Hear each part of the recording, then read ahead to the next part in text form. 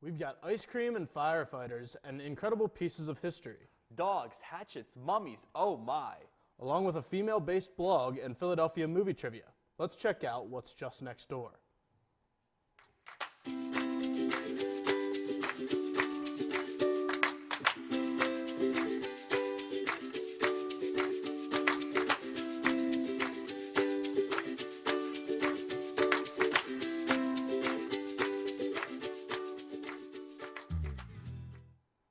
Hello and welcome to Just Next Door. I'm Sean Kelly. And I'm Tegan Lamont. We have a lot of interesting places and people on today's show, so let's get started. First, we're going to head down to Big Gay Ice Cream just outside of the neighborhood. This extravagant gourmet ice cream shop started as an ice cream truck in New York City. In 2015, they opened a shop on the corner of South and Broad. Take a look at this week's edition of Philadelicious. I'm Janelle. I'm the general manager here. I've been working here since we opened in 2015. Big Gay Ice Cream has been around since about 2009. They began because one of the guys had a friend that worked in, I believe it was an ice cream truck, and she needed someone to drive it. So he decided to take on the challenge. They asked if they had a name for the truck that they were going to drive. He came up with Big Gay Ice Cream Truck. Once they put it on Facebook, so it's pretty much just blowing up right now. And they're just going to keep going and keep opening stores all over the world, hopefully. We sat down and talked to Janelle about the unique vibe of Big Gay Ice Cream. Like, everybody here has great attitudes. So it's on South Street, everything is really eccentric, eclectic. So there's something for everyone down here, and Big Gay, I feel like, fits in great down here because it's Big Gay Ice Cream. Who would think to come up with Big Gay Ice Cream? Like, seriously. So people love it because of what it is. It's just amazing, period. Big Gay Ice Cream Truck, from the ice cream truck that they had in 2009, and everyone loved the name, so they just kept it going. Oh, they love the Golden Girls. They absolutely love the Golden Girls. We actually have a cone named after one of them, the Dorothy. She donated money to like the LGBT community for the homeless teenagers and stuff like that. So they really take a liking to her as well because she did so much for them. I feel like it's a little bit of both. We definitely bring something different because we are Big Gay Ice Cream, and this is not a normal thing for everybody. People literally come down here for the Salty Pimp. Like, they've seen it online or on TV, so they're like, oh, gotta get down there and try the Salty Pimp. And then they end up coming back every day for something different. She would know better. I don't really know. I don't know South Philly that well. I haven't really spent too much time here, but it's a fun place with a lot of diverse things. So yeah. Sunday and Thursday, Big Gay Ice Cream is open at noon to 10 p.m. And also on Friday and Saturday is open from noon to midnight. Scrum diddly umptious. If you want to check out Big Gay Ice Cream, their hours are noon to 10 on Sunday through Thursday and noon to midnight on Fridays and Saturdays. I think I know who's going to be first in line tomorrow.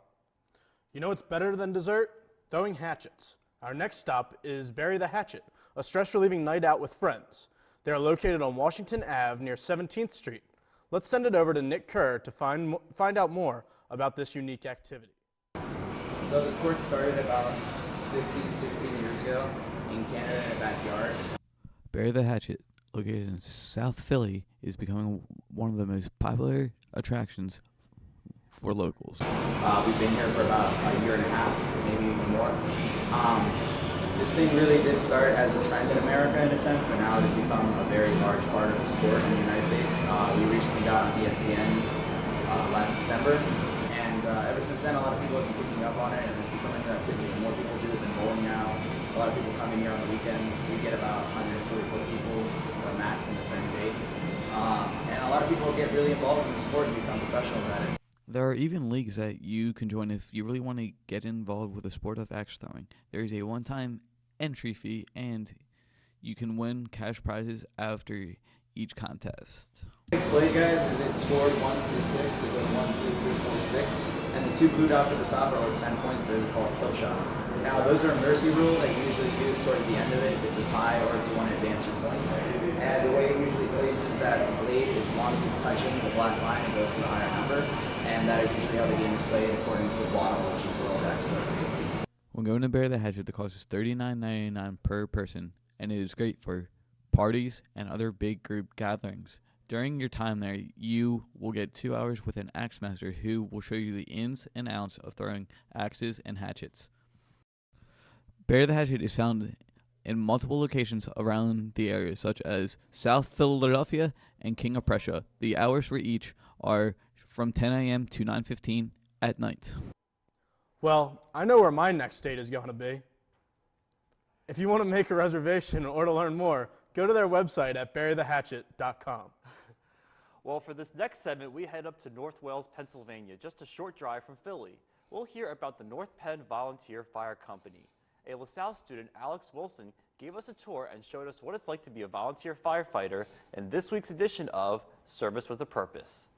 So I joined the volunteer fire company in my previous hometown when I was 16 years old, and at the time I was still in high school, so balancing high school and the fire service was definitely difficult, and it's definitely become more difficult as being in college. I have to come home on weekends to do training.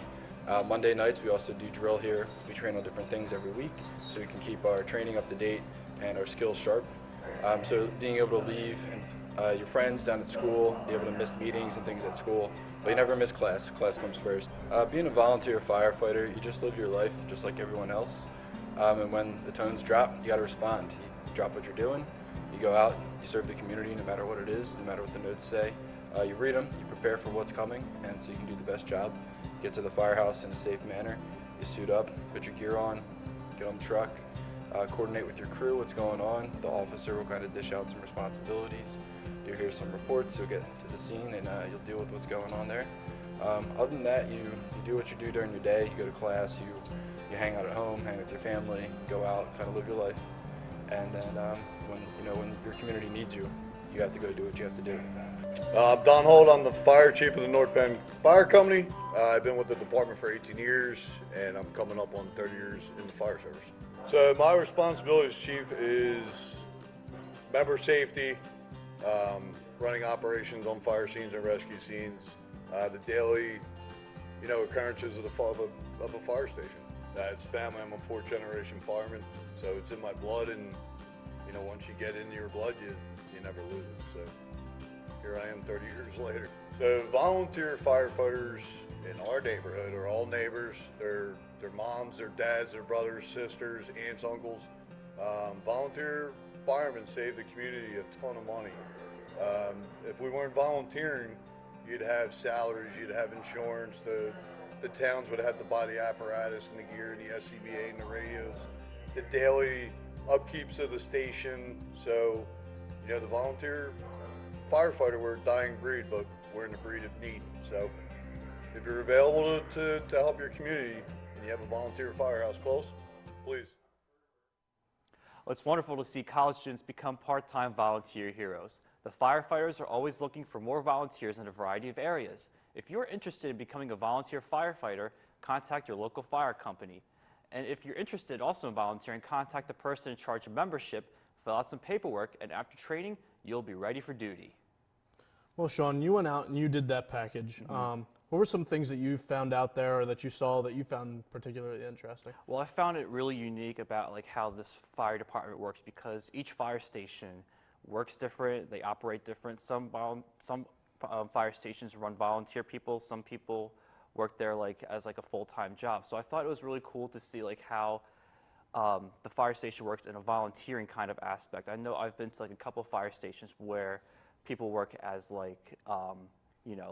working full-time. So yeah, and I think it's super interesting that there's a LaSalle student there that we could get to sit with and talk to. Yeah. Well, we're going to take a short break, but when we come back, we're going to sit down with a veteran who owns his own business, which might feature dogs. Stay tuned.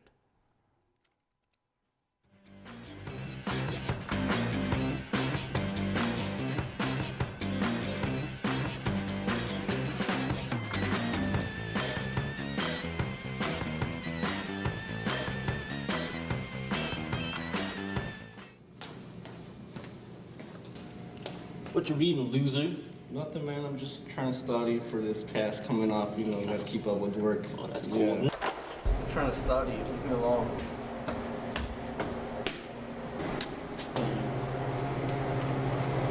Hey man, leave him alone. He's trying to study. Alright, man. You got it.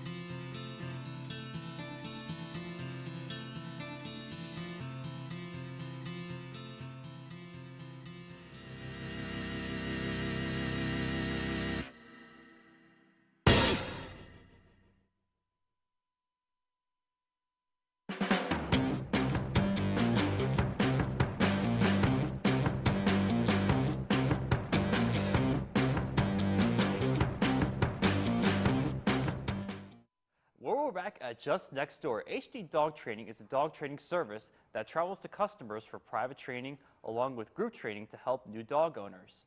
The service also helps dogs with aggression and anxiety issues. The company is run by a husband and wife duo. And here with us now is the owner, Robert McLaughlin. Robert, welcome to the show. Thanks for having me, guys. How are you? So what influenced you into creating this company?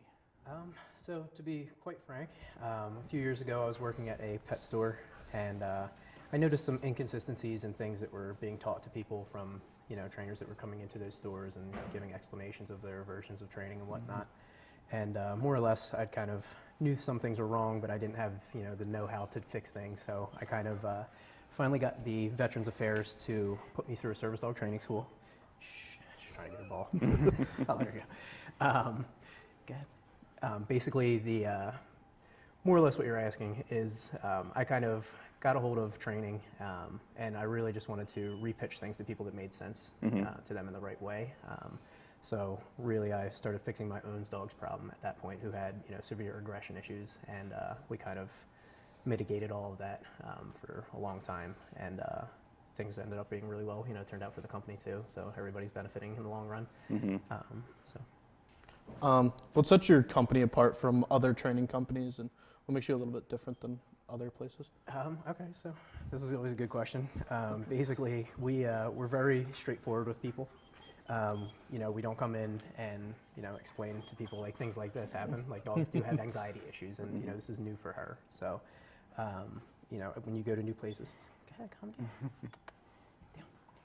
down. So when you go to new places and things like that, your dogs need to be trained in everywhere you're going. So basically, how does a dog trainer know what they need to be trained on? How does that kind of aspect work? So as far as how do we know what the dog needs from Yes. people, or from a trainer? Yeah. Really, it gets hard for people to figure out what their dog really needs, because emotions play a factor in everything. But for us, really, we just kind of come in, we'll diagnose things, we do consultations, and we just let you know what is actually happening in your house.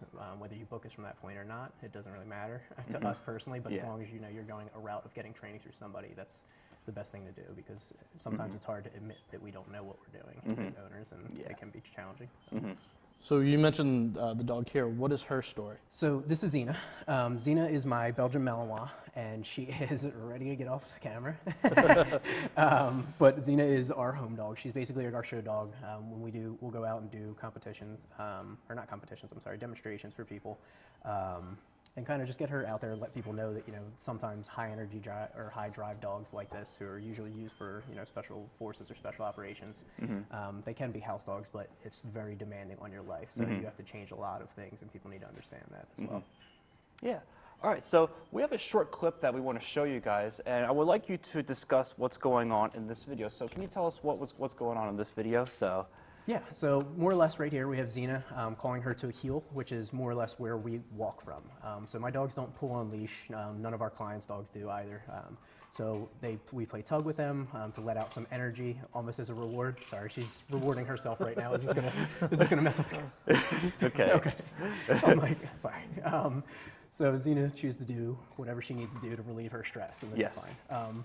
But really what we have here is Xena just performing really good obedience for us on camera, just demonstrating for you guys some of the things that she's capable of doing. I can have her off leash. You know, I have that recall. We have a strong relationship, a strong bond. You can see she wants to perform and wants to play with me. So it's really just engaging, you know, just having a fun time with your dog. It's in the name of training. So the last thing we want to talk about is the company itself. What does the HD stand for? So the HD is actually a trade secret. Our clients know what it stands for, which I'm sure they're all going to sit here and laugh about this. But HD really is, it's more a core component of one of the things that we do or explain to owners on how to get the results they need from their dogs. So I'll have to leave that as a cliffhanger for now. Awesome. Well, I think that's all we've got for you. Okay. I just thank you for coming out. Yes, thank you for bringing Xena out with us. Thank you. It's awesome to have you here. Well, we're going to take a quick break, but when we come back, we're going to dive into a female-based blog, get quizzed on some Philadelphia movie trivia, and you might just catch the heebie-jeebies. Stay tuned, Philly.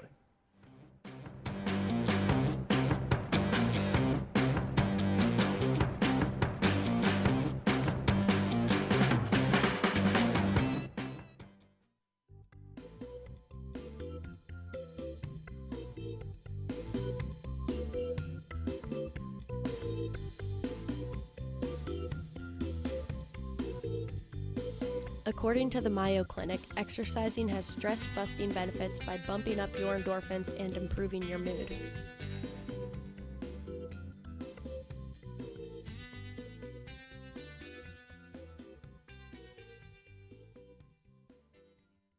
Yo, bro, what's good? What's going on? How you feeling, man? Doing good. How you doing? When'd you start smoking? Smoking? It's a jewel, bro. It's a jewel? Yeah. Listen, you might as well be smoking cigarettes. When you start juuling or vaping, you're 4 times more likely to start smoking cigarettes. Is that true? That's very true. Give me this one. You don't need it. To learn more about e-cigarettes, go to thetruth.com.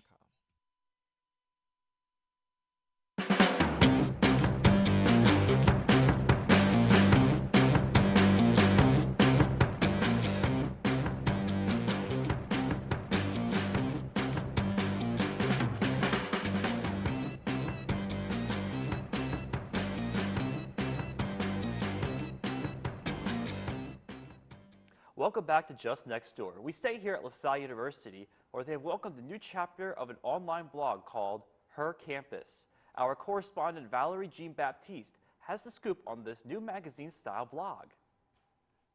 On this segment of Just Next Door, we stay a little closer to home. I recently caught up with 2 Her Campus members, Kayla Dunn and Tyler Moore, and they talked to me about the new Her Campus chapter at LaSalle, its main goal, how it's affected members of the community, both on campus and off, and what they see in the future for Her Campus at LaSalle. My name is Kayla Dunn, and I'm the senior editor of Her Campus. My name is Tyler Moore, and I'm the co-president and co-correspondent for Her Campus. Her Campus is an online magazine dedicated to women empowerment. Other universities have Her Campuses, such as Harvard and Drexel, and every big university you can think of has Her Campus. As senior editor, Kayla is tasked with overseeing the articles, making sure that they're all at their very best to be posted on the Her Campus website, and meeting their writing requirements for the week. I was asked by Jessica and Tyler to be a part of Her Campus. I didn't know what my role was yet, but I knew that it had something to do with women empowerment, and I knew that if it had something to do with women shining and writing to their fullest potential, I wanted to be a part of that. We cover news, entertainment, sex and relationships, academics, beauty, fashion. I hope that we can get to like the highest, level that we can get at, and just hosting more events on campus that are like positive for the community, and not just things that girls can go to, but guys and girls too, and that everyone can get out of it. I could see her campus becoming stronger. I think for our first year, we built a strong team, and once we have more experience, we can build an even bigger team. I think we're just getting started. I think the ideas are still flowing. We still have a lot of things that we want to talk about. So I think her campus will still, be around even after I graduate, hopefully. If you're interested in learning more about Her Campus, you can visit their website at hercampus.com. For Just Next Door at LaSalle University, I'm Valerie Jean-Baptiste. Thanks, Valerie. If you'd like to check out the Her Campus blog, search hercampus.com and then look for LaSalle University. All right, Sean, so it's time for my own piece of Philadelphia movie trivia. Do you know who the head coach of the Philadelphia Eagles was in 1977 when Vince Papale became an Eagle in the movie Invincible? That's a tough question, Tegan. I'm going to give a wild guess and say Chuck Bednarik. That is incorrect, Sean. That is a terrible answer. Chuck Bednarik was never the coach of the Philadelphia Eagles. It was Dick Vermeil. Well, now we're headed to University City to test our Philly movie knowledge in this week's edition of Fast Facts Philly. My name is Tyler Pittis, and welcome to another edition of Fast Facts Philly. We are here at beautiful, historic 30th Street Station, home of the famous scene from the movie Witness, to find out what people know about Philly movie trivia. What year did the first Rocky come out? Oh gosh, I don't know. I want to say 1980s, but I don't remember. Like, about 75? 75? That's close. It's 76. That's a really good guess. Yeah. What is the name of Rocky's trainer in the film? Oh. He was actually trained by the chicken, is what I said they were running on with. It's not Coach. God, he dies in the movie, right? Oh gosh, it's this old guy. I'm gonna say his father. No, his name is Mickey. Mickey Goldmill. Yeah. So the movie Philadelphia. What does Andrew, the main character, what is his job in the movie Philadelphia? He works at a meat plant, like a meat place. Acting. Lawyer? Yep, that's correct. Isn't he a lawyer? Yes, he is a lawyer. Great. Got that immediately. Who were the two main actors in Silver Linings Playbook? That's not Sandra Bullock. It was Bradley Cooper, and it was what's her name? Jennifer something. Okay, it's Jennifer, and of course her last name is escaping. It's been escaping everyone. It should be in my channel on because he's in everything, but no. It's a man and a woman. I don't know. Jennifer Lawrence and Bradley Cooper. Yep, that is correct. That's correct. Yes. Reporting at 30th Street Station for Just Next Door, I'm Tyler Pittis. Geez, that was rough. But our next stop is the University of Pennsylvania's, where we look at their Museum of Archaeology and Anthropology. The museum features displays about Egypt, Rome, Italy, Israel, China, and Japan.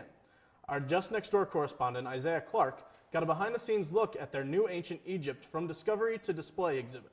Let's see some of the artifacts at the museum that the museum has to offer. Since 1887, the Penn Museum has educated Philadelphians about ancient cultures from around the world. Now, they have a fresh idea for exhibits.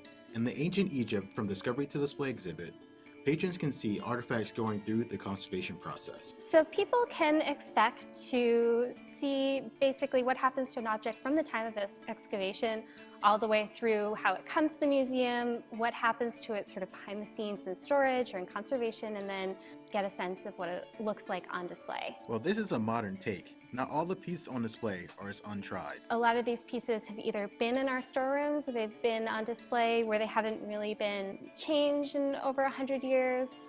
And so to get them up into the light, they can really shine. Even when not on display, patrons can still get a glimpse at the artifacts. We have visible storage where objects stay when they're not on display. You can see how they get treated in the artifact lab and then ultimately how they go on display. And in terms of conservation time, it can be anywhere from a couple of minutes, sort of just gently dusting something, to days or weeks or months or even years of conservation. Although the museum is under construction and some exhibits are closed, artifacts in those sections are spread around the museum, so patrons still get the full experience. So we have these special pieces that are sort of a glimpse into the collection, so all of our Egyptian objects aren't hiding away for a couple of years while we prepare for the full galleries. The Penn Museum has events for all ages, including a culture fest with the Persian New Year celebration of Nowruz every March, and conversational corners every Tuesday. For Just Next Door, I'm Isaiah Clark. Look at all those mummies. Despite all the construction going on at the museum, the exhibits are open from 10 to 5, Tuesday through Sunday. And now let's take a trip to Fairmount Avenue to the historic Eastern State Penitentiary. Eastern State was once a functioning prison that held criminals like Al Capone and Slick Willie Sutton. Visitors can take daytime tours or experience one of their hands-on history interactive tours. Let's take a look at this week's edition of No Money, No Problem. So when visitors come to Eastern State Penitentiary, a lot of them take the audio tour. Some take the 2 p.m. guide-led tour, but both of these tours really talk about the broad historic changes that happened at Eastern State. This prison was a highly influential prison, both for its architecture and for its system. So there are a lot of other spaces, some that are completely restored, as I mentioned, like the synagogue and individual cells.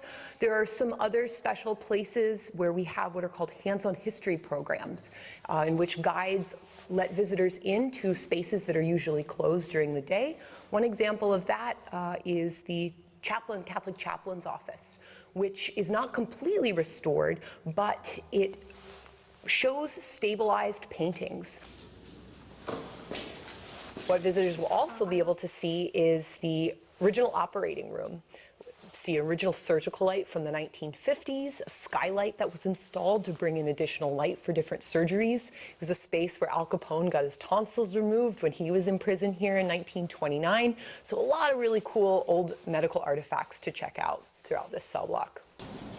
And so this gives people a sort of a glimpse into really what life would have been like in a system of complete solitary confinement. If you're interested in taking the tour, Eastern State Penitentiary is open 10 to 5 every day. It's $14 for adults, $12 for seniors, and $10 for children and students. Well, that does it for this episode of Just Next Door. Don't forget to check us out on social media. You can find us on Twitter at LaSalle TV Philly or follow us on Instagram at LaSalle TV. We would love to hear your comments and suggestions. For Nick, Tyler, and Isaiah, I'm Tegan Lamont. And I'm Sean Kelly. Thanks for watching. We'll see you next time on Just Next Door.